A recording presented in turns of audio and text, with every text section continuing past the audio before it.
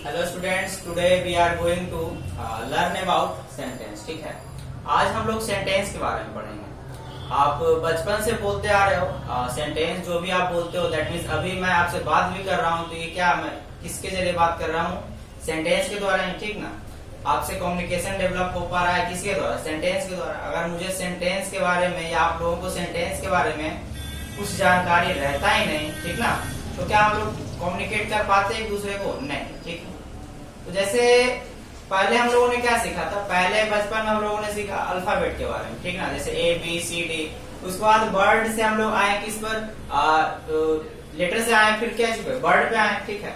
तो वर्ड पे आने के बाद फिर वर्ड से हम लोगों ने किस पे आया? फिर सेंटेंस पे आया, ठीक है। तो वही देखो यहाँ लिखा हुआ है, a combination of words which makes a complete sense is called a sentence, ठीक है। मतलब शब्दों का समूह, लेकिन उसका क्या होना चाहिए? कंप्लीट सेंस होना चाहिए, उसका एक मीनिंग निकलना चाहिए, ठीक है। मतलब शब्दों का समूह होगा और उसका एक कंप्लीट सेंस होगा, तब हम उसे क्या कहेंगे?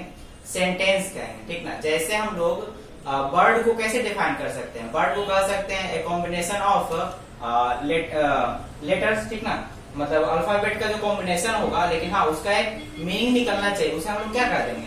वर्ड कर देंगे, ठीक। तो उसी तरह से जब वर्ड का कॉम्बिनेशन होगा तो क्या बनेगा? सेंटेंस बनेगा, लेकिन उसका एक मीनिंग निकलना चाहिए। फॉर एग्जाम्पल मैं बताता हूँ आपको, जैसे यहाँ देखो, राम इट्स ए मैंगो। ये एग्जाम्पल तो आप बचपन से देखते आ रहे हो, है कि नहीं? तो राम इट्स ए मैंगो, तो इसको अगर मैं उल्टा पुल्टा करके लिख देता, मान लीजिए लिख देता मैंगो इट्स ए राम, ठीक है, या ए मैंगो राम इट्स, ठीक। तो सब्जेक्ट कहीं और, वर्ब कहीं और, ऑब्जेक्ट कहीं और, अगर ऐसे लिख देता तो क्या इसका एक मीनिंग निकलता? मीनिंग नहीं निकलता। जनरली देखो, इसका एक फॉर्म, क्या हम लोग जनरल फॉर्म डेवलप कर सकते हैं? जनरल फॉर्म हमारे बनेगा सब्जेक्ट वर्ब और ऑब्जेक्ट, यही ना बनेगा, सब्जेक्ट वर्ब और ऑब्जेक्ट, ठीक है। तो जनरल वे में हम कहा जाए तो सेंटेंस कैसे बनेगा, उसका स्ट्रक्चर कैसे आप दे सकते हो? तो subject plus verb plus object, ठीक। अब वर्ब आप कोई भी हो सकता है, ऑक्सिलरी वर्ब भी हो सकता है, या फिर आपका मेन वर्ब यूज हो सकता है, ठीक ना। तो देखो यहाँ ऑक्सिलरी वर्ब का यूज हुआ नहीं है, यहाँ तो मेन वर्ब में काम कर रहा है कौन? आपका इट्स कर रहा है, ठीक। तो जनरल फॉर्मेशन आप बना सकते हो subject plus verb plus object, ठीक। जैसे बी नंबर एग्जाम्पल देखो आप, we are going to Patna, ठीक है। तो we are going to Patna है, इसी को मैं अगर उल्टा पुल्टा लिख दूं, जैसे तैसे लिख दूं, ठीक है, जैसे लिख दूं Patna going to are we, ठीक ना, Patna going to are we, या फिर going are we to Patna, ठीक। तो इसका कोई मीनिंग निकल रहा है क्या? नहीं निकल रहा है मीनिंग। तो वही कहा जा रहा है, शब्दों का समूह है लेकिन एक मीनिंग निकलना चाहिए, ठीक है। इसमें भी देखो वही रूल काम कर रहा है, सब्जेक्ट और जनरली वर्ब है और फिर क्या है? ऑब्जेक्ट है। एक सिंपल फॉर्मेशन हो जाएगा। इसको आप जनरल रूल बोल सकते हो, जनरल स्ट्रक्चर बोल सकते हो इसको, कि एक सेंटेंस का जनरल स्ट्रक्चर क्या होता है? कोई भी सेंटेंस में सब्जेक्ट होता है, वर्ब होता है और ऑब्जेक्ट होता है, ठीक। अब इसको कैटेगराइज किया गया है, आप टेंस पढ़ोगे या फिर और भी कई तरह के पार्ट्स ऑफ स्पीच में आप जाओगे, ठीक ना, टेंस ट्रांसलेशन बनाओगे तो उसमें कई तरह का फॉर्मेशन आपको मिल जाएगा, लेकिन आप जनरल बोलो तो ये हो जाएगा। जैसे यहाँ देखो गो देयर, ठीक ना, तो वहां जाओ, ठीक। तो एक बोलता मैं देयर गो, तो देयर गो का कोई मीनिंग निकलता क्या? नहीं ना। तो अब देखो ये हुआ हमारा सेंटेंस के बारे में। आते हैं अब, there are 5 types of sentence. Generally देखो मॉडर्न अप्रोच के अनुसार देखा जाए तो हमारा सेंटेंस कितना है? 5 है, ठीक ना। अभी तक हम जितना भी सेंटेंस, पूरे दुनिया में जितना भी तरह का सेंटेंस बोला जाता है, मात्र 5 तरीके से ही बोला जाता है, ओके। अब देखो यहाँ पर असर्टिव, पहला हमारा क्या है? असर्टिव और डिक्लेरेटिव सेंटेंस है। असर्टिव और डिक्लेरेटिव, देखो इसके नाम से ही पता चल रहा है। देखो यहाँ क्या लिखा हुआ है? डिक्लेरेटिव।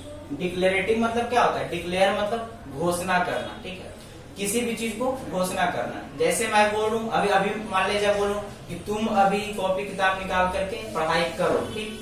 तो ये बात जो मैंने बोला, तुम अभी कॉपी किताब निकाल करके पढ़ाई करो, तो ये क्या हो गया? एक असर्टिव सेंटेंस हो गया, दैट मीन्स डिक्लेरेटिव सेंटेंस हो गया। डिक्लेयर कर दिया मैंने, यहाँ आप ये काम करो। तो आप जितना भी सेंटेंस बोलते हो, ठीक ना, तो जनरली वो सेंटेंस क्या आता है?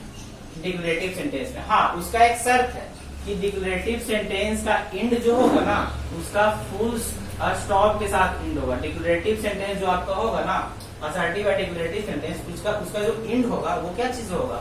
फुल स्टॉप के साथ होगा। जैसे यहाँ देखो मैंने क्या लिखा? A combination of word which makes a complete sense is called a sentence. Full stop दिया ना मैंने, ये क्या हो गया हमारा? असर्टिव सेंटेंस हो गया ना। अब देखो यहाँ पर इंट्रोगेटिव सेंटेंस पे आते हैं।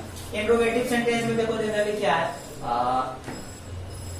We have to use to ask question, ठीक ना। जब हम किसी भी सेंटेंस में जब क्वेश्चन पूछने का बात करते हैं, ओके, तो उसको इंट्रोगेटिव सेंटेंस रखा जाएगा, ठीक। इंट्रोगेटिव सेंटेंस का देखो पहचानने का नियम क्या है, देखो लास्ट में आप देखो उसके लास्ट में क्या लगा हुआ रहेगा, इंट्रोगेटिव साइन लगा हुआ रहेगा। क्या लगा हुआ रहेगा? इंट्रोगेटिव साइन, ठीक। अब ये भी जानते हो दो तरह का हो सकता है, एक यस नो क्वेश्चन और एक WH क्वेश्चन। इसका भी कितना काइंड? दो काइंड। एक हो जाएगा आपका यस नो और एक WH वर्ड हो जाएगा इसका, ठीक है। इंट्रोगेटिव सेंटेंस का मैंने बता रहा हूँ, इसका दो टाइप हो जाएगा, यस नो WH वर्ड हो जाएगा, ठीक है। तो जैसे आप यस नो में देखो, मैंने पूछा, मैं पूछता हूँ क्या आप पढ़ाई करते हो, ठीक है। तो मैं आपसे पूछ रहा हूँ क्या आप पढ़ाई करते हो, डू यू रीड, तो आप क्या बोलोगे? यस और नो में जवाब दोगे। आप ये तो नहीं बोलोगे कि हम घर पे पढ़ते हैं। मैंने क्या पूछा? यस नो में पूछा, तो ये हो गया आपका इंट्रोगेटिव सेंटेंस में रहेगा ना, रहेगा ना। अब देखो WH, अब मैं पूछूं तुम कहाँ जा रहे हो, ठीक है, where are you going, okay. तो आप यस नो में तो जवाब नहीं दोगे कि हाँ मैं जा रहा हूँ। मैं पूछ रहा हूँ वेयर आर यू गोइंग, तो आप कहोगे I am going to the market, मैं बाजार जा रहा हूँ। तो ये भी क्या हो गया? इंट्रोगेटिव सेंटेंस में, ओके। अब आ जाओ इंपेरेटिव सेंटेंस। इंपेरेटिव सेंटेंस में देखो क्या होता है। इंपेरेटिव सेंटेंस में आप जनरली बोल सकते हो ऑर्डर, परमिशन, ठीक ना, एडवाइस, ठीक ना, video notes, order, permission, advice, then we have to define the imperative sentence, okay। तो imperative sentence में आप ऑर्डर, परमिशन, एडवाइस, जैसे यहाँ देखो इसका एग्जांपल देता हूँ। जैसे मैंने यहाँ क्या लिखा, गो देयर, यहाँ क्या हो रहा है? ऑर्डर दे रहा है कि एडवाइस दे रहा है? गो देयर, वहां जाओ, ठीक। तो आई थिंक मेरे पॉसिबिलिटी है यहाँ क्या दे रहा है? ऑर्डर दे रहा है, तो ये क्या हो गया? इंपेरेटिव सेंटेंस हो गया ना, इंपेरेटिव सेंटेंस हो गया ये वाला, ठीक है। तो अभी मैं सबका डिफिनेशन लिखाऊंगा, बारी बारी से सबका डिफिनेशन लिखाऊंगा और डीपली समझाऊंगा। अभी फिलहाल ये समझो, ठीक है। अब देखो ऑप्टेटिव सेंटेंस। ऑप्टेटिव सेंटेंस में हम डिजायर, इच्छा का बोध करते हैं, ठीक ना, कि हमें क्या चाहिए, ठीक ना। तो वो हो जाएगा ऑप्टेटिव सेंटेंस, ओके। अब यहाँ देखो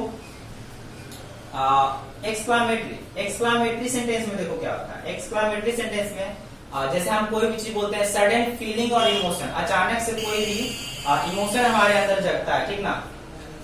जैसे मैं बोलूं मैं जो रोड पे जा रहा था, मैंने देखा कोई अच्छा से कार जा रहा है, ठीक है, तो मैं बोलूंगा what a nice car, okay.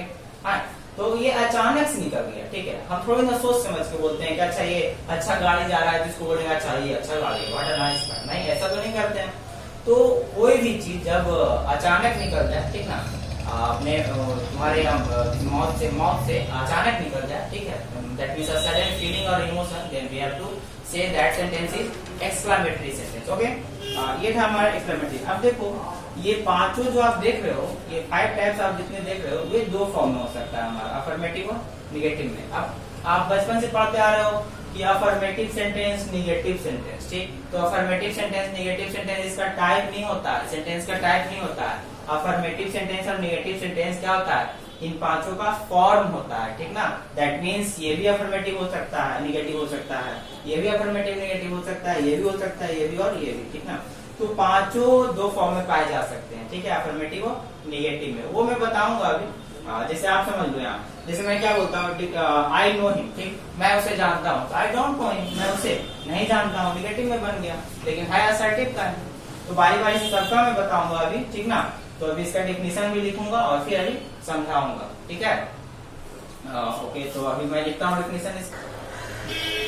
देखो मैंने डिफिनेशन लिखा है, जैसे अभी पहले मैंने क्या आपको समझाया, इसका टाइप लिखा है, ठीक ना। इसके बाद टाइप के बाद आपको इसका लास्ट का एंड कैसे होता है वो मैंने बताया, ठीक ना। दैट मींस आपको ओवरव्यू दिया। अब देखो मैं इसका डिफिनेशन लिखा हूँ, ठीक है। तो असर्टिव सेंटेंस का डिफिनेशन आप कैसे दे सकते हो? You have to define this in this way, like an assertive sentence says or states something, an assertive sentence says or states something। ये जो लाइन है ना आपका इंपॉर्टेंट है, ठीक है, says or states something, ठीक। it ends with full stop। अब देखो क्या कह रहा है, कोई भी assertive sentence कुछ says मतलब कहता है या फिर कोई कथन जो होता है, ठीक है, वो क्या हमारा होता है? assertive sentence होता है। लेकिन उसमें आपको देखना होगा कि लास्ट में क्या हो, एंड क्या चीज हो? फुल स्टॉप से हो। क्या चीज से हो? लास्ट का एंड जनरली क्या चीज से? फुल स्टॉप से होगा, ठीक ना।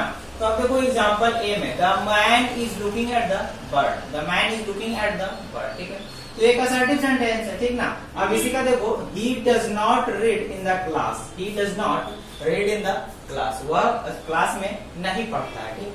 तो देखो क्या हुआ, मैंने अभी थोड़ी देर पहले क्या बोला था, असर्टिव का और डिक्लेरेटिव जिसको बोलते हैं, ठीक ना, इसका दो फॉर्म हो सकता है, एक तो अफर्मेटिव और एक तो निगेटिव। तो ये देखो अफर्मेटिव दैट मीन्स सकारात्मक, इसको हिंदी में बोला जा सकता है। अफर्मेटिव का हिंदी सकारात्मक और निगेटिव का नकारात्मक। तो अफर्मेटिव और निगेटिव पहचानने का देखो तरीका क्या। अफर्मेटिव में देखो जनरली नॉट नहीं रहेगा, निगेटिव में नॉट रहेगा। अफर्मेटिव में नॉट नहीं रहेगा और निगेटिव में नॉट रहेगा। बस सिंपल वे है, you have to identify which is affirmative and which is negative, okay?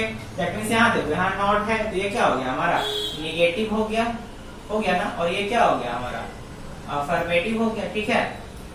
तो दो फॉर्म भी आ गया, ठीक। अब देखो आते हैं इंट्रोगेटिव सेंटेंस में। इंट्रोगेटिव सेंटेंस में देखो, an interrogative sentence asks a question, it ends with question mark, ठीक। Question mark definitely, okay. तो कोई भी इंट्रोगेटिव सेंटेंस क्या पूछता है, क्वेश्चन पूछता है, या तो यस नो में पूछेगा या तो WH में पूछेगा। WH that means WH word में, ठीक है, जैसे हु, व्हाई, व्हिच, हुम, वेयर, ठीक है, इस तरह से। तो इसका एंड क्या चीज होगा बाबू, क्या चीज होगा, interrogative sign, that means question mark, इसको क्वेश्चन मार्क भी बोलते हैं। क्वेश्चन मार्क से इसका एंड होगा। आप देखो, who invented the computer, computer का आविष्कार किसने किया, ठीक ना।